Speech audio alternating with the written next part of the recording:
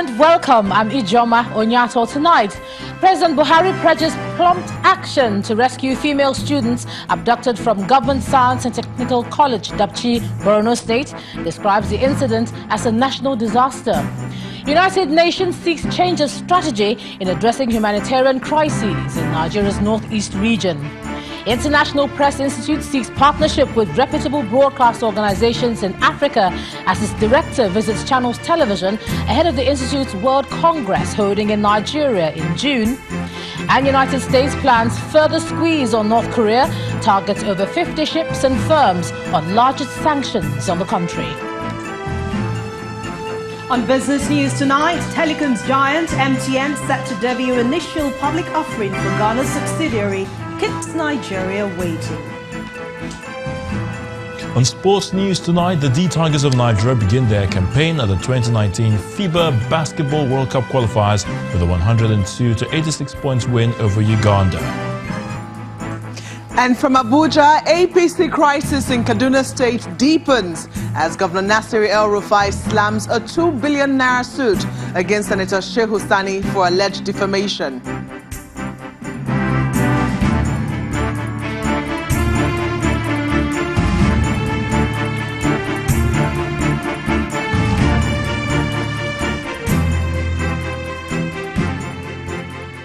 We begin tonight with the President's reaction to the abduction of some students from Government Girls Science and Technical College, Dapchi, in Yobe State. The President describes the abduction as a national disaster and has given the assurance that no effort will be spared to rescue the girls and bring succor to their families. In a statement, President Muhammadu Buhari explains that after he received the news of the incident, he immediately dispatched a delegation on a fact-finding visit to the town and ordered security agencies to deploy in full and ensure that all the girls are returned safely. In the President's words, quote, "The entire country stands as one with the girls' families, the government and the people of Yobe State. This is a national disaster. We are sorry that this could have happened and share your pain, and we pray that our gallant armed forces will locate and safely return your missing family members." End of quote. President Buhari adds that the federal government is sending more troops and surveillance aircraft to keep an eye on all movements in the entire territory on a 24-hour basis to ensure that all the missing girls are found. Meanwhile, the abduction of the Dapchi schoolgirls has left parents of the missing girls and the country in a state of shock. Those most affected by the kidnapping are the families of the girls, and they're calling on the federal government to ensure the return of their children. The students and the matron of the school also narrated how the abduction happened. The last thing the people of Yobe State expected on the fateful day of February 19th, 2018 was the abduction of their daughters. But that's exactly what happened at Government Girls Science and Technical College, Dapchi. Some of us ran away, while some were held by the insurgents as they kept shouting and threatening us to come to them, else they'll kill us. Presently, my younger sister, among several others, are yet to be seen. The matron of the school, Hadiza Jibo, gives an account of what transpired. It was done when we were preparing for the evening prayers, when suddenly we started hearing sounds of shooting, and the students were saying it's electrical faults. But suddenly it became severe, and students started running helter-skelter. A lawmaker from Yobe State also narrates what he heard of how the abduction occurred. That time when they came in number, like 10 lorries, so they divided themselves into the various groups. So they came to the school, so they picked some students. And some of the students ran away into the bush. So that's why the number, some are reporting 100, some are reporting 50. This led to the visit of the federal government officials, including the Minister of Information, Lai Mohammed, on the orders of the President, Muhammadu Buhari, 2 days later, where he tried to calm frayed nerves. What they intend to do is to embarrass government. So that's what they did to do. Their power has gone down completely. They have been pushed out of Sambisa. And they now want, you see, oxygen. Their oxygen is publicity. This is what they are looking for, something that would grab world attention. But I can tell you that with determination of our gallant officers and men, the days of Boko Haram is almost over. The federal government of Nigeria is now saddled with the responsibility of ensuring the rescue of the kidnapped Dapchi girls. But questions abound.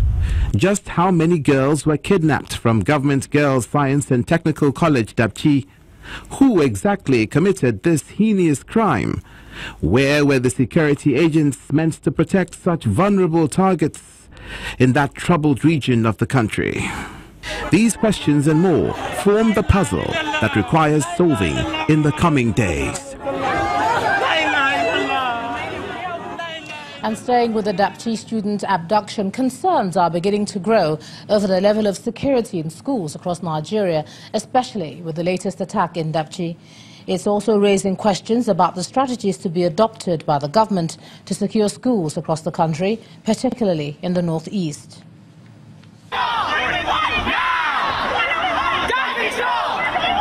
The Florida school shooting in the U.S. is still generating controversy.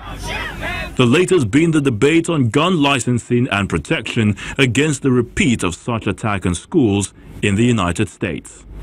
A gun-free zone is let's go in and let's attack. President Donald Trump has repeatedly blamed mental health care deficiencies for the epidemic of gun violence in the United States and suggested that giving teachers guns could reduce deaths. It's called concealed carry, where a teacher would have a concealed gun on them. Back home in Nigeria, the abduction of students at the Government Girls Science and Technical College in Dapchi, Yobe State, is the latest onslaught by suspected Boko Haram terrorists in Nigeria's northeast. But they are not the first to be held captive. 4 years ago, precisely in April 2009, Boko Haram insurgents attacked Chibok Girls Secondary School in Borno State, where they abducted 276 girls. 57 of them escaped, while 219 were taken away. After several efforts by the military, more than 100 of them were rescued, while a few others walked into safety on their own. Before the Chibok girls, there were the Buniyadi boys. 58 of them, all students of the Federal Government College Buniyadi in Yobe State, were massacred by Boko Haram insurgents for allegedly accepting Western education. Today, it will be exactly 4 years that the boys were killed in their school dormitory. Obviously, security in Nigerian schools is porous, especially in the northeast. Schools, particularly the ones dominated by girls, are now the target of the insurgents. Nigeria has more than 371,000 police officers spread across the country and about 100,000 civil defense officers to support its armed forces. But it appears they cannot sufficiently secure the country, bringing into question the type of approach that should be adopted to secure schools in Nigeria. The questions then asked are: will the deployment of soldiers and riot police officers bring an end to the attacks? Or should Nigeria settle for the President Trump idea of arming teachers to protect students? The answers to these questions are best answered by the authorities, who should by now be re-strategizing on how well to secure schools and avoid a repeat of these deadly attacks. Now let's take a deeper look at this issue now. Joining me from Abuja is the former Director of Operations, Department of State Services, Mr. Mike Ejiofor. Thanks a lot for joining us on the News at 10.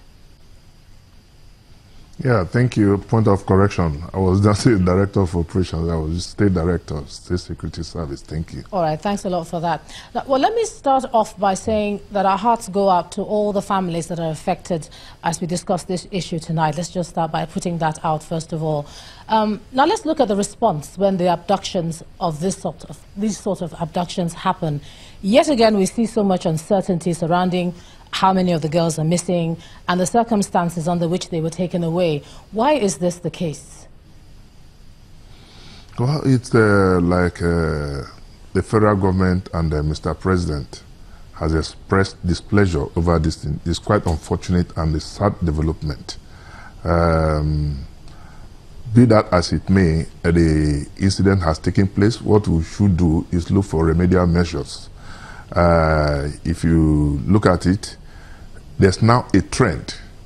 Boko Haram is living up to its bidding and name that they hate Western education and they want to attack institutions that are involved in educating people.